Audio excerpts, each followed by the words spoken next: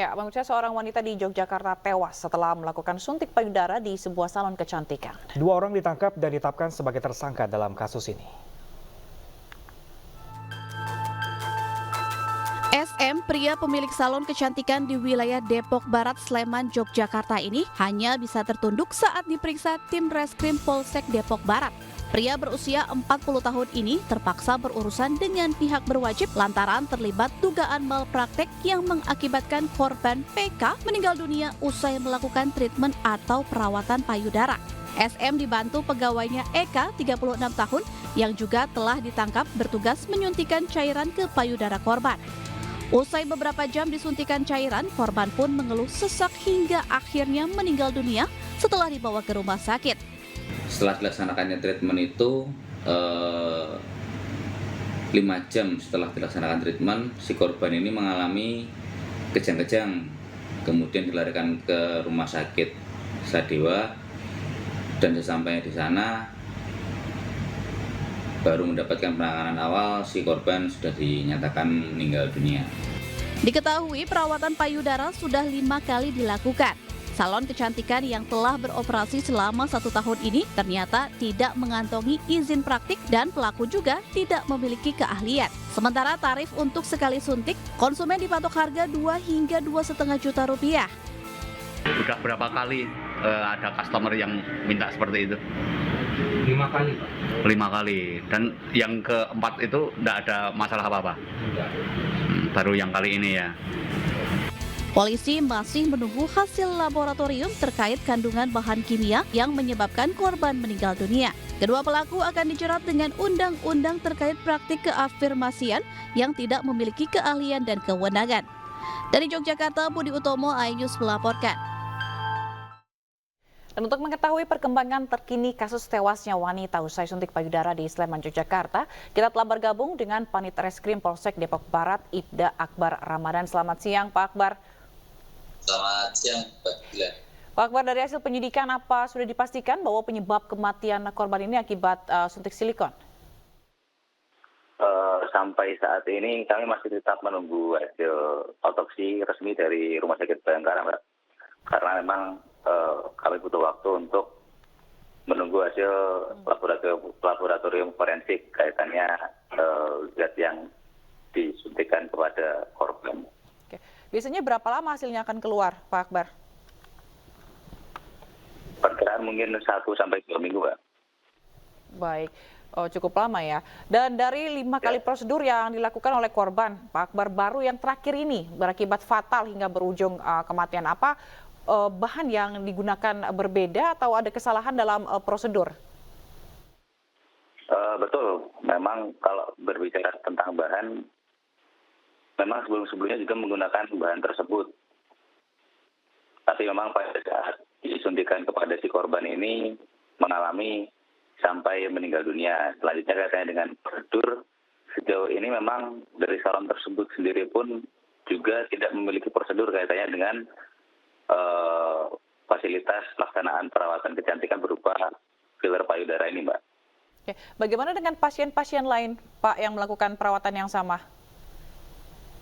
Sejauh ini untuk dari pasien-pasien yang lain ataupun yang kemarin sudah pernah melaksanakan filler payudara, kita masih mendalami identitasnya dan sejauh ini juga belum ada komplain terkait hal tersebut, Mbak. Untuk data ada berapa banyak, Pak, pasien yang melakukan perawatan di salon kecantikan itu?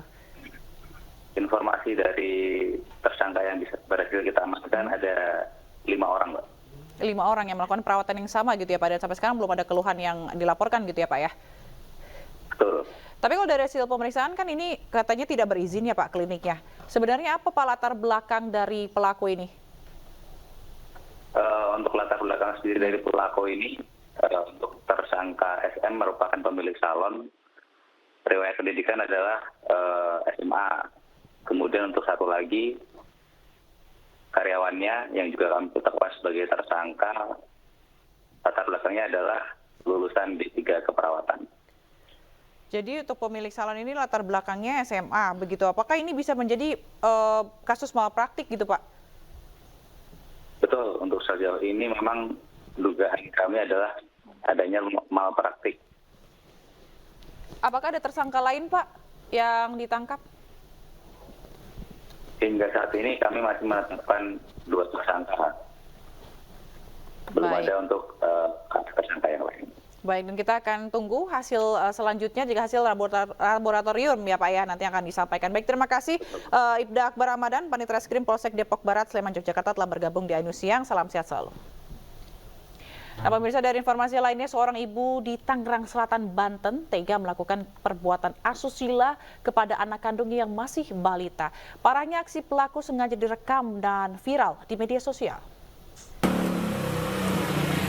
Ibu muda berusia 22 tahun tega berbuat asusila dengan anak kandungnya sendiri yang masih berusia 2 tahun. Balita laki-laki itu dicabuli hingga kesakitan dan buang air. Parahnya, aksi bejat ini diunggah di akun Instagram dan TikTok yang diduga milik pelaku. Terkuaknya perbuatan pelaku bermula saat seorang anggota keluarga melihat video yang viral di media sosial. Belakangan dilaporkan, pelaku telah menyerahkan diri ke polisi dan kini ditangani Polda Metro Jaya. Ya, nemuin video itu, ya itu dia lagi ngelecehin anaknya. Tapi pelaku memang suka main TikTok? Iya, iya. Cuma kita kan nggak tahu kok tiba-tiba ada konten kayak gitu. Nah, respon pertama ibu kaget? Kaget. Ya ampun, sampai nangis gitu, sampai nyesek ngeliatnya. Kenapa harus anaknya gitu dikorbanin? Tapi berarti betul anak kandung? Iya, anak kandung. Sementara itu, pemirsa, kuasa hukum Peggy Setiawan menyiapkan 2 orang saksi tambahan dalam kasus pembunuhan Vina dan juga Eki. Kedua saksi tersebut merupakan rekan Peggy saat bekerja sebagai buruh bangunan di Bandung pada tahun 2016.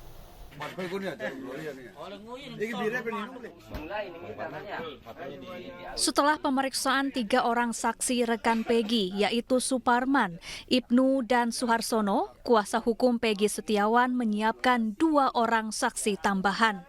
Kedua saksi yang bernama Iwan dan Yadi ini merupakan rekan kerja Peggy saat menjadi buruh bangunan di Bandung pada 2016 bertepatan dengan kejadian pembunuhan Vina dan Eki. Kemunculan 2 saksi baru ini berawal dari keterangan saksi Ibnu saat menjalani pemeriksaan di Mapolda Jawa Barat. Yadi dan Iwan ini muncul dari keterangan Ibnu. Jadi Ibnu itu memang karena bukan pelaku, tidak melakukan, sehingga dia menerangkan bahwa ia berada di Bandung pada saat kejadian. Lalu siapa saja sih yang berada di Bandung saksinya? Ibnu menjawab, ya diantaranya ini kan. Nah, diantaranya Ibnu, Suparman, dan Robi, ya, siapa namanya? Parman, ya, Bondol, ya. Nah, selain itu Peggy juga menyampaikan, ya, bahwa ada 2 saksi lagi yang bersama-sama di Bandung, ya, sebagai teman kerja, yaitu Yadi dan Iwan. Hanya saja menurut Ibnu, Yadi dan Iwan itu pulang sebelum kejadian. Tapi pada intinya Yadi dan Iwan itu memang berada di Bandung, teman kerjanya Peggy Setiawan. Tim kuasa hukum Peggy akan berkoordinasi dengan penyidik di Treskrimum Polda Jawa Barat untuk melakukan pemanggilan kepada kedua saksi ini guna memperkuat alibi Peggy Setiawan. Dari Cirebon, Jawa Barat, To Iskandar, iNews melaporkan. Sementara itu, Kartini, ibunda Peggy Setiawan, mengaku kecewa karena tidak diperbolehkan menjenguk anaknya di Mapolda Jawa Barat. Rencananya Kartini akan kembali mencoba untuk menjenguk Peggy Selasa mendatang demi memberi dukungan moral. Ya sangat kecewa, sampai nangis-nangis juga tetap nggak bisa. Iya, sama minta sama itu juga pimpinan tolong Pak sebentar aja ngejenguk aja, udah nggak meluk ya, asal melihat sebentar, nggak boleh sama sekali. Nggak diizinkan. Sampai rencananya kapan Bu mau? Ya Pak Tan ke sana ya saya pasti ikut. Oh berarti hari Selasa ya Bu ya? Apa Bu yang ini? Apa yang mau disampaikan apa Bu? Nanti Bu ke Peggy Bu? Ya hanya kasih kekuatan aja gitu aja. Kasih tahu juga kalau di luar banyak yang dukung ya? Iya, pasti itu. Ya dihentikan. Ya bagus itu, sangat bagus. Emang anak saya tidak melakukan apa-apa, jadi ya sekiranya ya mohon dihentikan aja. Segera dibebaskan? Iya, betul sekali. Berarti yakin anak ibu nggak salah ya Bu ya? Ya, pemirsa, rekan kami Abraham Silaban menelusuri tempat kejadian perkara pemerkosaan dan pembunuhan Vina di Cirebon, Jawa Barat. Tim AB Plus menemukan fakta bahwa mulai dari TKP, Jembatan Talun, hingga lahan kosong Gang Bakti tempat Vina dan Eki dianiaya, hingga kini tetap gelap dan sunyi tanpa penerangan.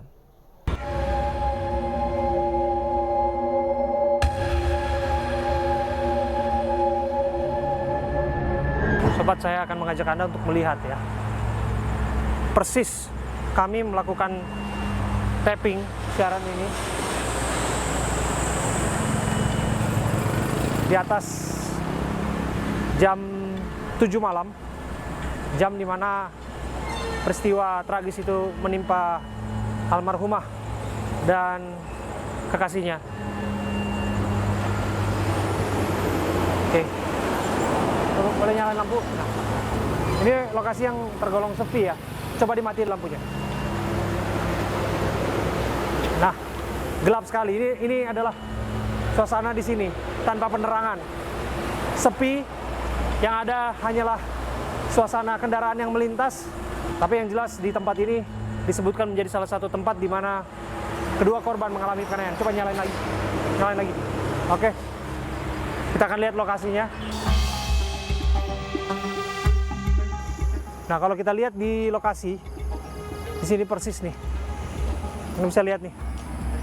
Di sini banyak sekali pohon pisang, rumput-rumput liar, dan di atas sana adalah, ya, ada flyover ya.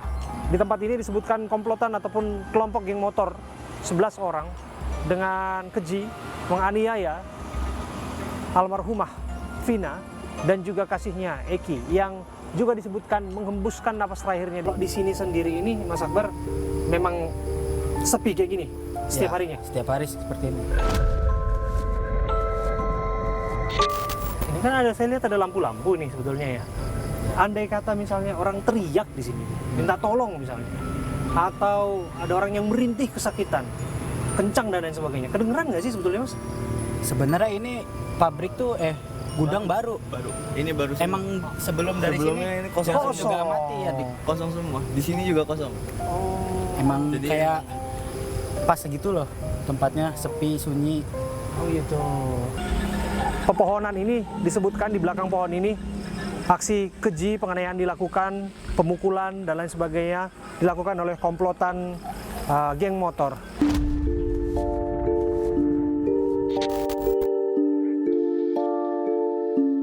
Disebutkan di belakang tembok. Saya akan coba naik nih, melihat langsung lebih dekat lokasi pada malam hari itu. Di mana? Ayo. Kita akan lihat lagi. Di belakang tembok inilah disebutkan peristiwa tragis itu menimpa almarhumah Vina dan juga kekasihnya Eki. Di tempat ini, tempat yang sepi, tempat yang menjadi saksi bisu, tembok ini menjadi tembok yang saya harus katakan juga menjadi saksi bisu. Peristiwa keji itu harus dialami oleh seorang almarhumah. Sampai pada akhirnya ia mengalami penyiksaan dan diruda paksa di sini. Dan kemudian korban sekarat dibawa kembali ke. Berakhirnya masa promo, tarif LRT resmi naik dari Rp3.000 menjadi Rp5.000. Selengkapnya sesaat lagi pemirsa, jangan kemana-mana, tetap bersama kami di AIS.